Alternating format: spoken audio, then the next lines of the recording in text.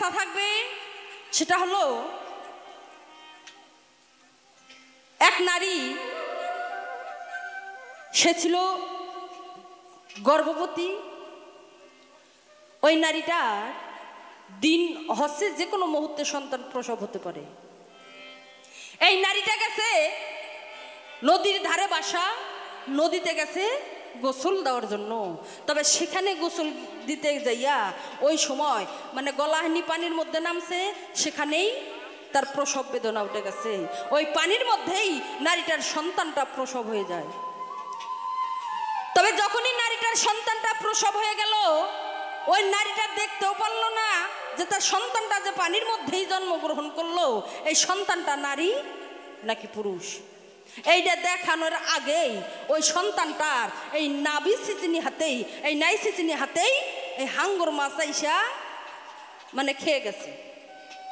এখান থেকে কোমর থেকে এদিক আছে, কোমর থেকে পায়ের তালু পর্যন্ত নাই, মাছটা খাইয়ে গেছে। বাকি অংশটা নিয়ে ওই দুখুনি মা কাঁদতে কাঁদতে বাড়ির দিকে রওনা দিল।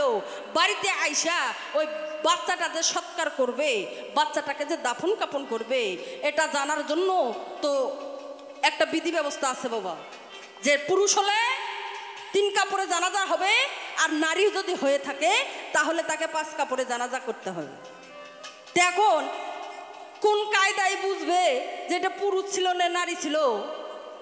সাধারণ মানুষ যেভাবে বোঝা দরকার ছিল, কিন্তু সেটা তো দেখার কোনো কায়দা নাই, কোনো উপায় নাই। নাভি সিচিনি হাতে খেয়ে নিয়ে গেছে, কিন্তু এখন এটা বুঝবে কিভাবে?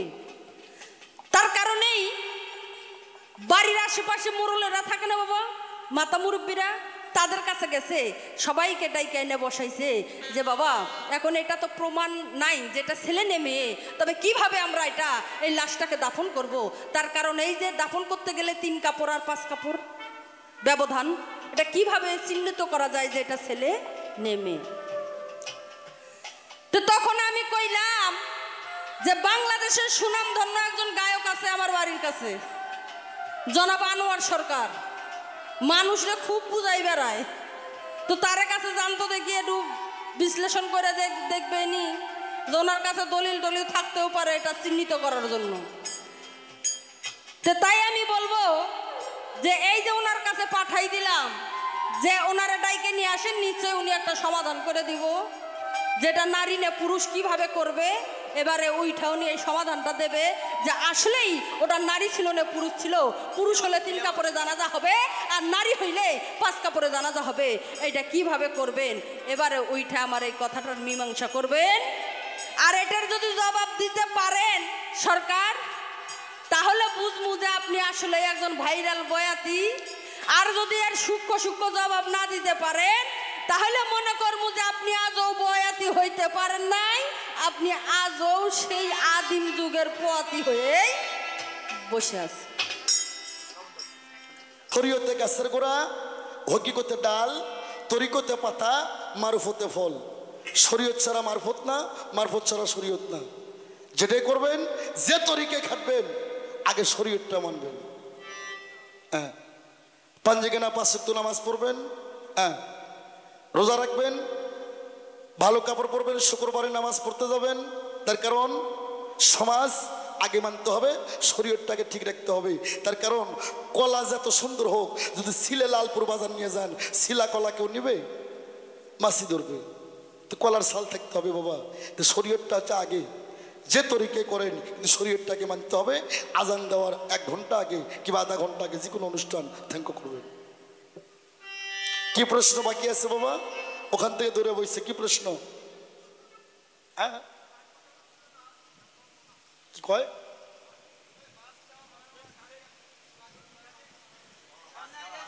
ও বাবা সুন্দর গান শুনতেছে। হ্যাঁ হ্যাঁ ঠিক আছে বাবা, হ্যাঁ সুন্দর। আসলেই আমার আসাদুল ভাই ভালোবাসা, কুমুটি ভাইয়েরা ভালোবাসা পদ্মা রিলিজ দিয়ে ভাত খাওয়াইয়া আমার কণ্ঠটা বসায় ফেলাইছে। এখন কথা কইলেই আমার বাজান রশি সরকার একটা ভাব এসে যাইতেছে। হ্যাঁ হ্যাঁ, কি আর কমো বাজান। আমারে প্রশ্ন করছে এটা গুরুর মাথা পরীক্ষা করার জন্য।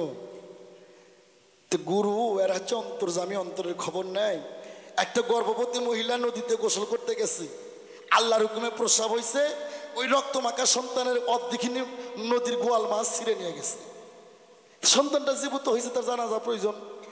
মুন্সি মোল্লা মাথা ঘুরে গেছে, কে আর যেটা থেকে প্রমাণ হবে নারী না পুরুষ সেইখানেই নাই,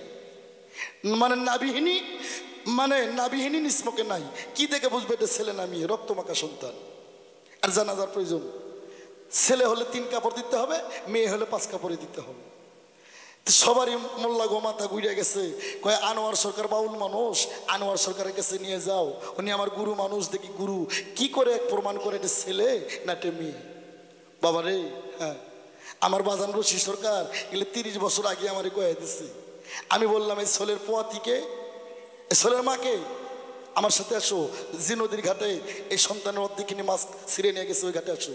আমার সাথে আরো লোকজন গেল, যা বললাম এই সন্তানটা এই নদীতে ফেলাই দাও। সন্তানটা নদীতে ফেলাই দিল। আমি দেখলাম সন্তানটা ওপর হয়ে ভাসতেছে। আমি বুঝতে পারলাম 100% এটা ছেলে সন্তান। তার কারণ ছেলে সন্তান যদি পানিতে পড়ে মারা যায় সে উপর হয়ে ভাসে, আর মেয়ে সন্তান পানিতে পড়ে মরে গেলে সে শীত হয়ে ভাসে। কার কাছে কি কও?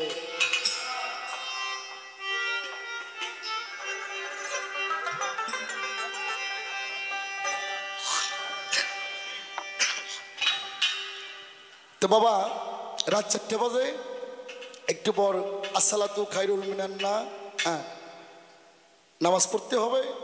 শরীয়ত আগে, শরীয়ত সরার জারি, হকিকত হক বিচারি, তরিকত নবীর বাড়ি, ইলমে মারফত, ইলমে তাসওয়াত, ইলমে তহিদ, ইলমে ওয়াহিদানিয়াত, সিরাতুল মুস্তাকিমের পথ, অসীমকে চিনার পথ, নিজেকে নিজে পরিচয় হওয়ার পথ, আল্লাহ রাসূলের লৈকট্য লাভ করার পথ। এটা খেয়াল রাখবেন। এই জন্য আনোয়ার সরকারকে সবাই ভালোবাসে। আমি ওই মন গড়া কথা বলি না বাবা। আমি এই জন্য সকলের কাছে আমি ক্ষমা প্রার্থী।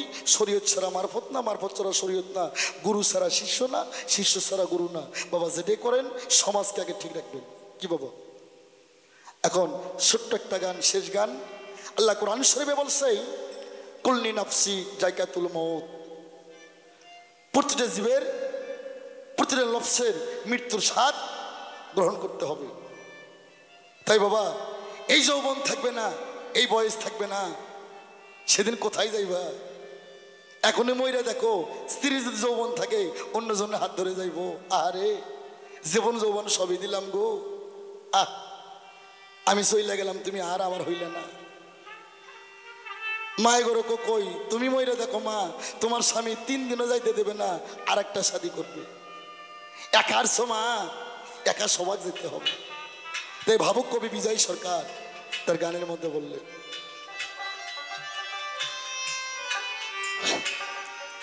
ওই আমার পোষা পাখি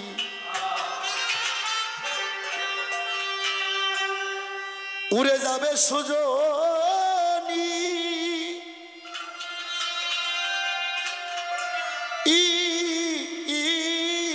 একদিন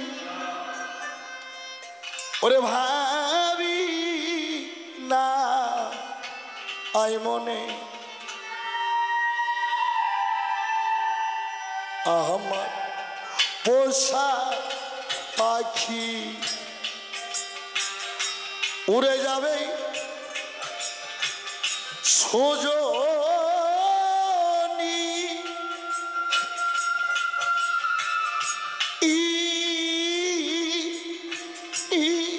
একদিন ভাবি না আই মনে, ওরে আমার পোষা পাখি উড়ে যাবে, হলো একটা সাজ নিছরে,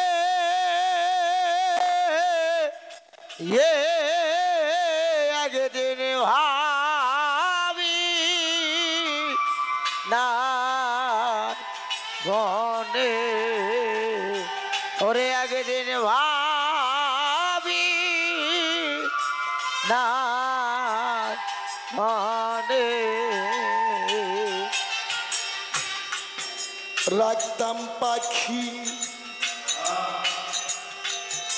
সোনালি খাসা ও তাই রূপা লিয়ারা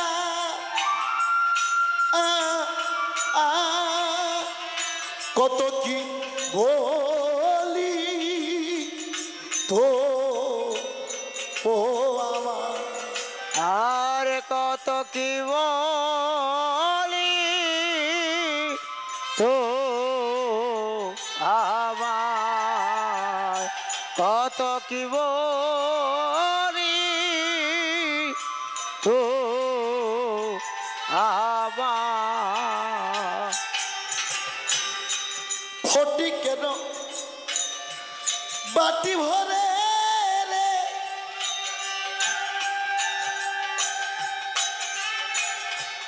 খাওয়াইতে থরে থরে রে ওরে বান্ধব ঘটি কেরো বাটি ভরে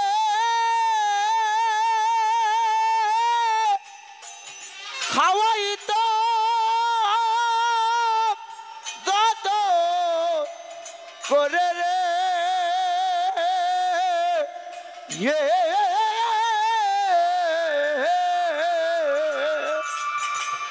ওরে নিঠু পাখি আমার খাইতো আলমনে ওরে নিঠুর পাখি আমার খাইতো আলমনে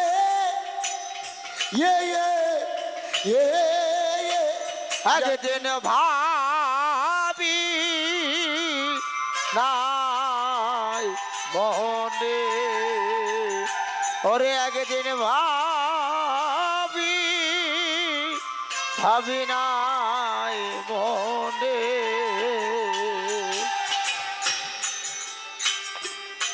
জানতাম যদিও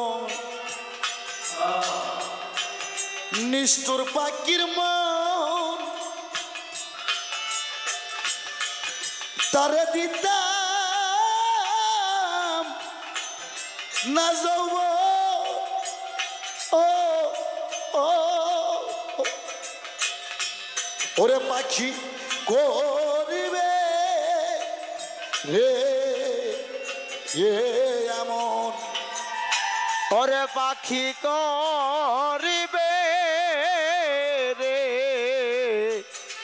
এমন নিঠুর পাখি করিবে রে এমন অসীম গনের পাখি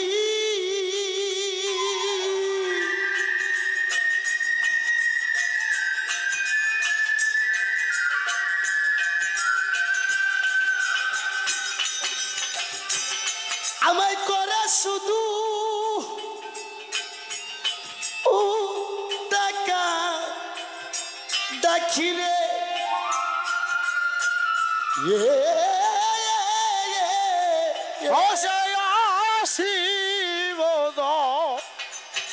গলারে পাখি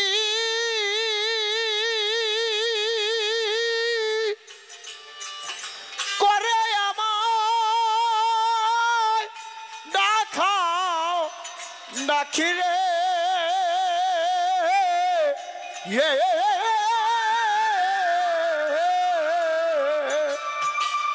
ওরে নিঠু পাখি আমায় আরে ভুলিল কেমনে ওরে নিঠুর পাখি আমার ভুলিল কেমনে একদিন ভাবি নাই মনে ওরে আগে দিনে ভাবি ভাবি নাই মনে আরে জানতাম যদিও হ্যাঁ পাখির মায়ায় আরে পরে কত লোক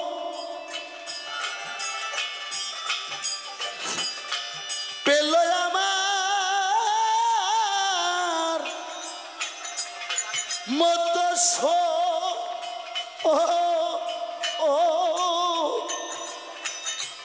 ও তাদের জল ভরা 200 ওরে তাদের দলে ভরা 200 ওরে তাদের জলে ভরা 200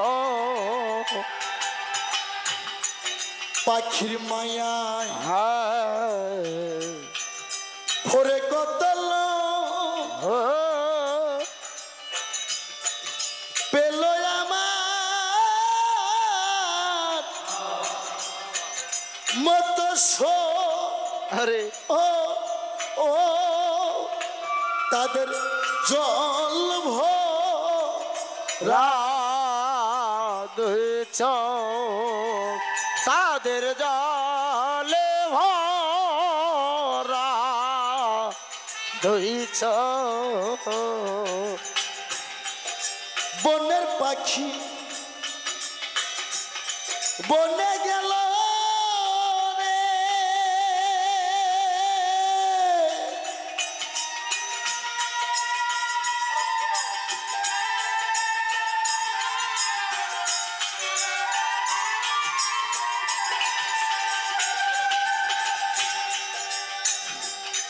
আমার বুকে দিয়া দারুণ ছেলরে ওরে পাগল বনের পাখি বনে গেল রে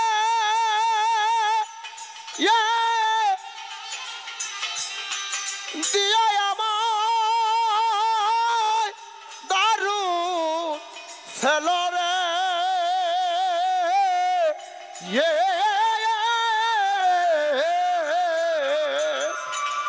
ওরে নিঠু আরে। পাখি আমার ও গেল কোন বনে ওরে নিঠুর পাখি আমার গেল কোন বনে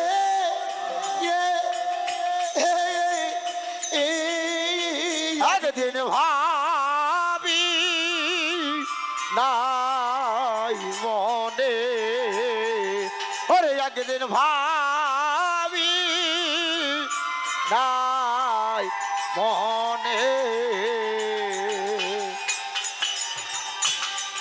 আর জংলার পাখি একদিন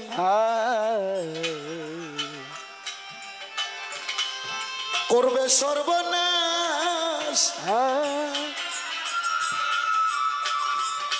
সেদিন শুধু হাই হুতা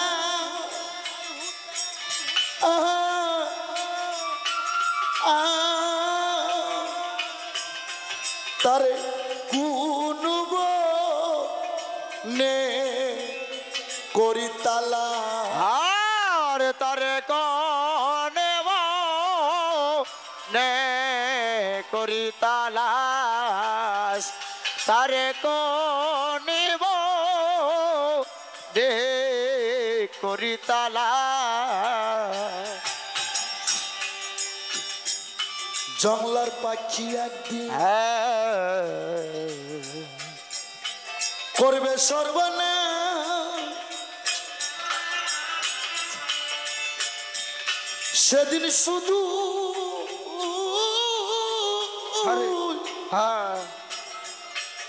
হাই হুতা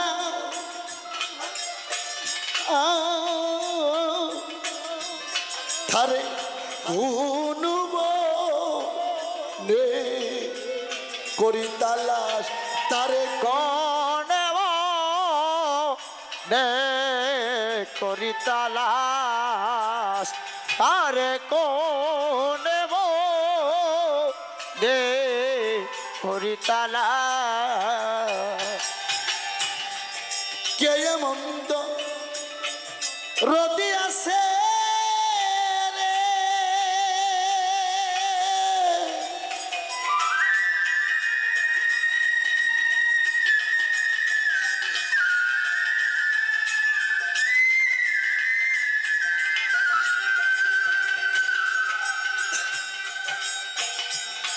আমায় নিয়ে যাবে পাখি কাছে রে।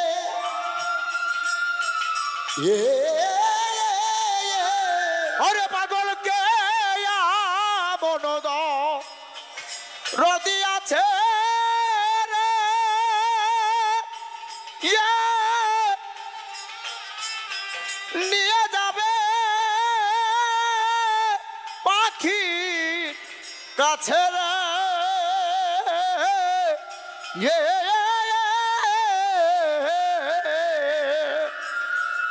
ওরে পাগল আরে বিজয় কান্দে ও বসে নির্জনে।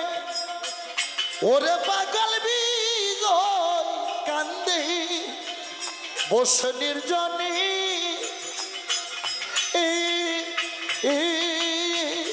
একদিন ভাবি না ওরে আমার পোষা পাখি উড়ে যাবে সজনী।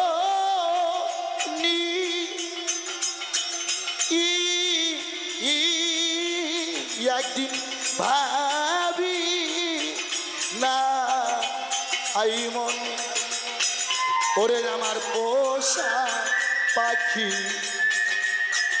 উড়ে যাবে সজনী।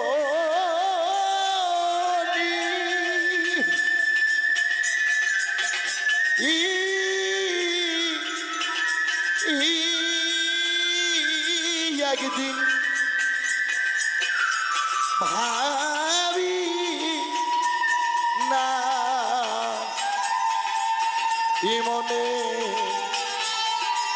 ওরে একদিন ভাবি না আই মনে। বাবা